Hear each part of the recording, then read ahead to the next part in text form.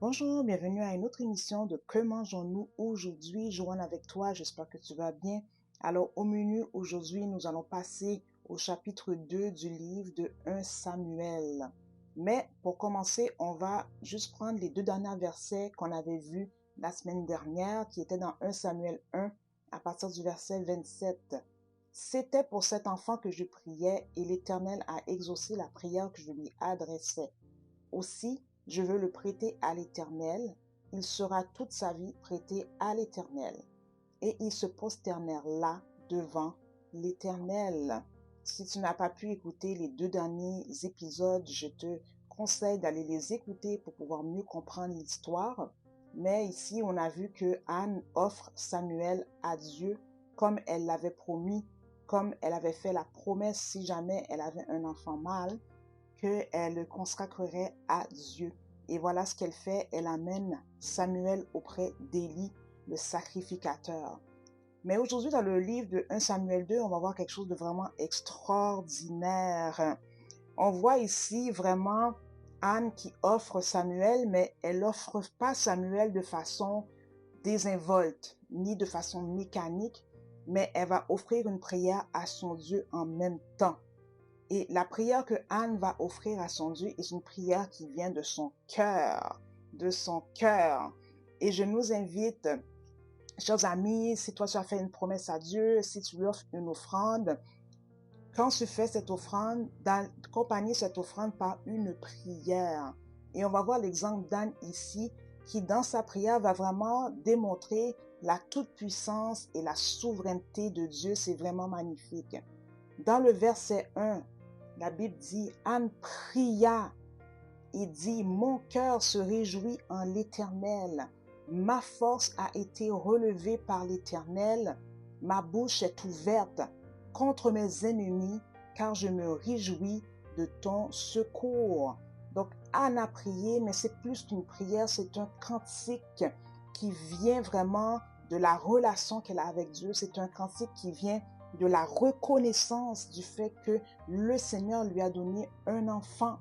Et on voit vraiment dans le verset 1 qui parle que l'Éternel l'a relevé, que c'est vraiment par la grâce de Dieu que sa bouche a pu s'ouvrir contre ses ennemis. Donc on parle ici de Pénina, et elle se réjouit du secours de Dieu. Verset 2, nul n'est saint comme l'Éternel. Saint, ça veut dire mis à part. Il n'y en a pas d'autre comme lui dans sa catégorie. Il n'y a point d'autre Dieu que toi. Et il n'y a point de rocher comme notre Dieu. Verset 3. Ne parlez plus avec tant de hauteur, que l'arrogance ne sorte plus de votre bouche, car l'Éternel est un Dieu qui sait tout. Par lui sont pesées toutes les actions. Dieu est omniscient. Il connaît tout. Il sait tout. Si tu vis une difficulté, il est au courant. Il n'y a rien qu'on peut cacher à Dieu. C'est la raison pour laquelle on ne peut pas parler avec une arrogance devant lui, parce qu'on ne peut rien cacher à l'Éternel. Il est partout, il sait tout. Ce n'est pas n'importe quel Dieu que nous servons. Verset 4.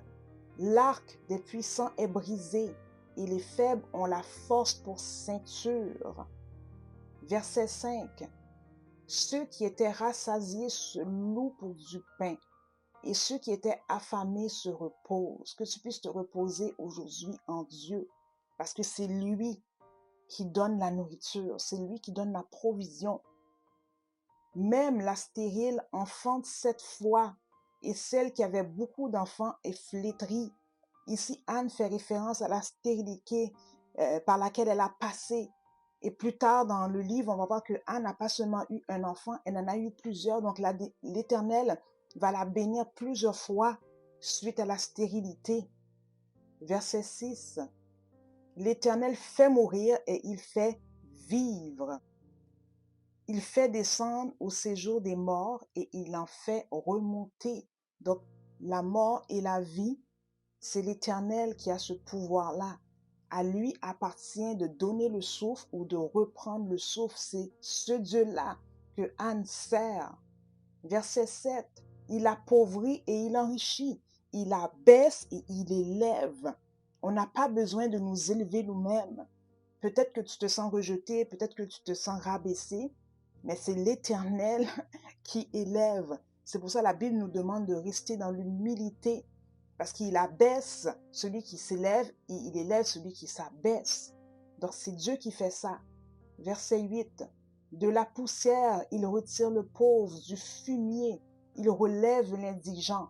Pour faire quoi? Pour le faire asseoir avec les grands. Il leur donne en partage un trône de gloire, car à l'Éternel sont les colonnes de la terre, et c'est sur elles qu'il a posé le monde. Donc, encore une fois, on voit ici que Dieu a la terre entre ses mains. La terre, la mer, tout ce qui s'y trouve lui appartiennent. Et c'est lui qui enlève le pauvre d'une situation de poussiéreuse. C'est lui qui relève le pauvre du fumier et qui le fait asseoir avec les grands. Pas besoin, encore une fois, de donner du coude pour pouvoir monter plus haut, écraser les autres pour monter plus haut, parce que c'est l'Éternel qui élève. Verset 9. Il gardera les pas de ses bien-aimés, mais les méchants seront anéantis dans les ténèbres. Car l'homme ne triomphera point par la force. C'est pas par la force qu'on obtient les choses, c'est pas par la violence, mais c'est par la grâce de Dieu. Verset 10. Les ennemis de l'Éternel trembleront. Du haut des cieux, il lancera sur eux son tonnerre. L'Éternel jugera les extrémités de la terre. Il donnera la puissance à son roi et il relèvera la force de son oint. Je veux te dire aujourd'hui que tes ennemis sont les ennemis de Dieu. Alors tu n'as pas besoin de t'inquiéter parce que c'est Dieu qui va faire lever son jugement. C'est pas à nous de le faire. Anne n'a pas eu besoin de se venger de Pénina parce que Dieu l'a élevé et a fermé la bouche de Pénina. Quel cantique merveilleux, chers amis. Et quand je pense à ce cantique, je pense vraiment à la parole de Dieu dans le psaume 40. Il a mis dans ma bouche un cantique nouveau, une louange à notre Dieu. Beaucoup l'ont vu et ils ont eu de la crainte. Et ils se sont confiés en l'Éternel. Un cantique nouveau. Le cantique qui sort de la bouche d'Anne n'est pas un cantique appris par cœur, n'est pas une répétition de ce qu'elle a entendu, mais c'est un cantique qui vient de son cœur à cause d'une expérience avec Dieu. La louange vient vraiment d'une relation personnelle avec Dieu, de celui qu'on connaît. On a vu dans le cantique, Anne a décrit Dieu. Mais parce qu'elle connaît ce Dieu, elle a la possibilité de le louer. On ne peut pas forcer la louange de quelqu'un. On ne peut pas l'imposer. On ne peut pas dire à quelqu'un, loue, loue, loue. Non, cette louange, elle vient du cœur. C'est une réponse à qui Dieu est pour nous. Voici le cantique que Anne a chanté, une action de grâce puissante à l'Éternel, une action de grâce qui vient d'une femme qui a souffert, que Dieu a répondu. C'est ça la louange, c'est ça le cantique nouveau. Et de la même façon que Anne, il n'avait plus de mots qui sortaient de sa bouche tellement qu'elle était dans la détresse. On voit ici un flot de mots qui monte vers l'Éternel pendant qu'elle remet Samuel parce que Anne est bénie.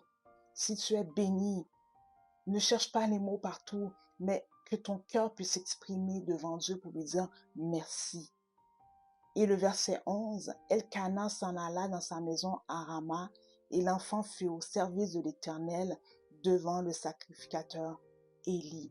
L'accomplissement complet du vœu de l'offrande qui est monté avec un cantique nouveau qui vient de la bouche de celle qui a fait le vœu, Anne. Wow! Aujourd'hui, j'aimerais t'inviter vraiment encore une fois, si Dieu t'a béni, si Dieu t'a fait du bien, à élever vraiment la voix devant lui, à le louer. T'as pas besoin d'amener de grands mots qui impressionnent, mais prends les mots vraiment qui viennent de ton cœur. Dieu va aimer parce que ce sont des mots qui seront authentiques. Donc, on va prier ensemble afin vraiment de remercier notre Dieu pour ses bienfaits. Seigneur Jésus, Seigneur Dieu, on vient à toi, on vient te dire merci pour ta grâce.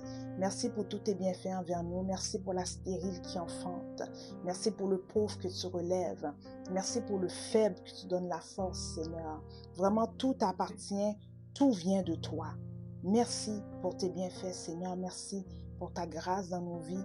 Que ton nom soit béni. C'est au nom de Jésus qu'on t'a ainsi prié.